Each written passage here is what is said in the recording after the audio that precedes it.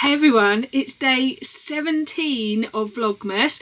If you're thinking, hang on, how can it be day 17? It's only the 3rd of December. It's because I started on the 1st of November.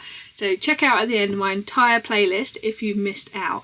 Today's episode is going to be past me showing you how I put together the gift that I gave Julie, who Julie sews her own clothes, was day 1 of our Swapmas. If you'd like to see her reaction of the gift afterwards, I will tag her video below so you can watch me putting it together and then see her reaction because she's opened it now. So before I share with you how I put it together, I'm going to open my next Vlogmas gift from her, and it says, she did a little notebook with lovely phrases in. Life's not always easy, days can be hard to get through. When days outnumbered by burdens, here's some inspiration for you. What do you think? Okay.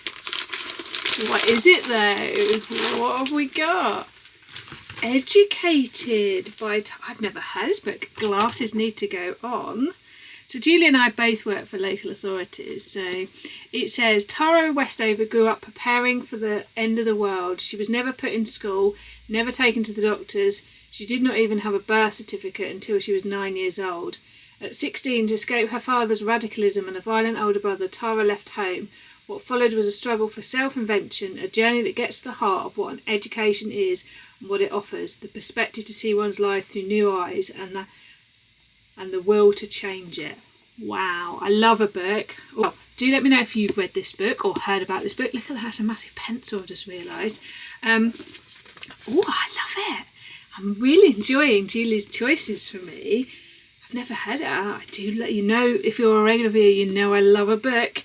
So that is day 7.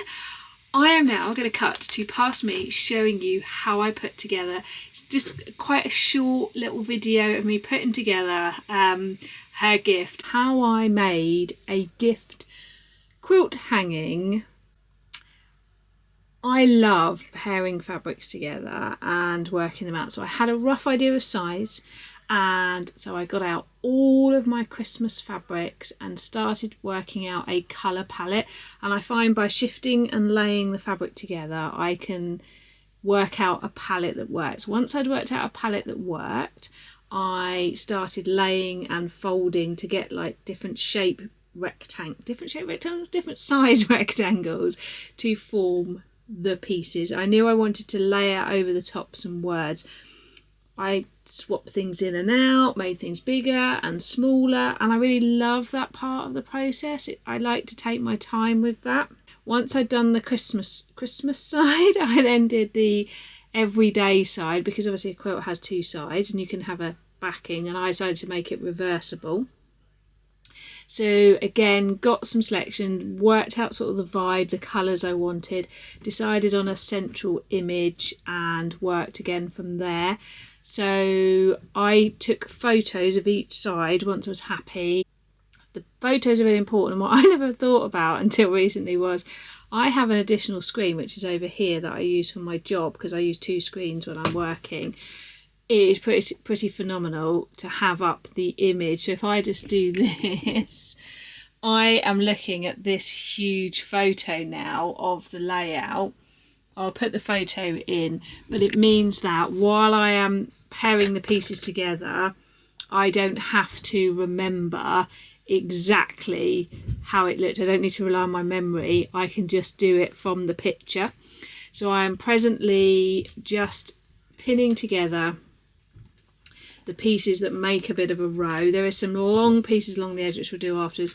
Then I will do the quilting, and last of all I will bind it, and I'm going to try and choose a binding that works both front and back.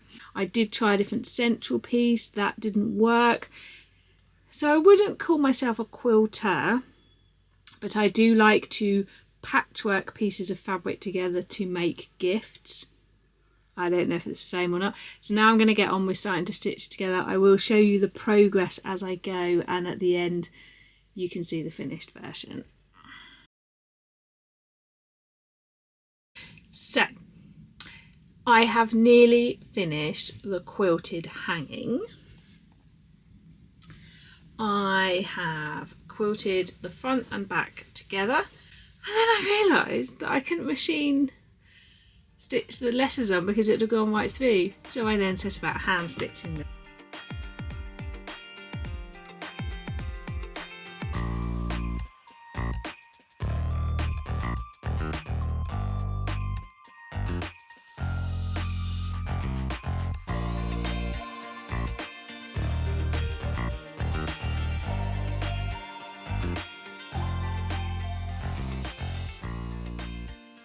So I have done a Noel and Joy, so this side is now done, but the person who I'm doing this for needs a shorter YouTube channel name because I'm nearly there. So I've got an S to go here and then her. Then that will be done, and then what I've got is these to do binding, and I think what I've seen is you can stitch it but then bring the majority of the binding round to one side, so I thought I'd bring it round to the Christmas side, so it's just a very fine line on this side. So I've got my things for binding here. I'm worried I haven't got enough now, so I need to check that. Oh, I only did top and bottom, so I need to see what I'm going to do for binding down the sides. And then I've just got to work out hooks for the top. Let's talk about finishing the quilted gift. So I trimmed it down to fit. It's got batting between. I did wiggly quilt lines between, so you can see them here, and did different colour in the bobbin and on the top, and then went across. I then made sure I'd squared it up. Now, bit of an optical illusion in that some of the quilting is not 100% straight, but the sides are straight, so it kind of messes with your mind a little bit, but you'll be fine. So you can see how it all works together there and there. Now I've done a binding that goes from both sides, but it's got the bigger section on the back where it's the Christmas side, and I used it where I folded the fabric in two, stitched it down on the side where I wanted less, and then folded it over. It was a new technique I saw, and it's worked perfectly well. None of that wrestling with making sure you don't trap a bit. So because it's a straight line as well, I didn't need to use bias binding, because the purpose of bias binding, if you don't know, is that it's cut on the bias so it will go around curves. Well, these are straight lines, so you just need binding. You don't need bias binding, and that's something I hadn't realised as well until I thought about it. But the smaller letters were a bit of a challenge because I was stitching near the edge, which would make them want to fray. So I've got some fray stock which I will put around all the letters just to make sure that they don't fray any further. It's not going to be used as such, so it shouldn't have that effect, but just to keep it nice like that. If you're looking going, you should have the letters like this, do leave comments, because we live and we learn, and this was a learning process for me. But I have really enjoyed creating it, and it's ready to be packaged up now. So I do hope that you've enjoyed the inspiration of that. You don't have to be a quilter to quilt. I would definitely not call myself a quilter. I, again, did not use a ruler whilst creating this until I got to the cutting the edges at the ends. I didn't use any special tools on my sewing machine. I don't have any special tools. The thread I used to stitch the letters on was leftover embroidery floss that I've had for years from doing my embroidery kits. Everything else I already had, and I cut up and used pieces left over from other things. I did have the quilt batting from doing other things like mug rugs and stuff, but if you don't have it, you could use a cotton flannel sheet, you could use a blanket inside, because the proper batting is if something's going to get washed regularly. Well, if this is going to be a wall hanging, it won't necessarily do so. But if you are looking for somewhere to get it from, I would recommend Cotton Patch. They are a small UK independent business, and Cotton Patch has everything you need if you're looking for things like that. I will see you in the next Vlogmas.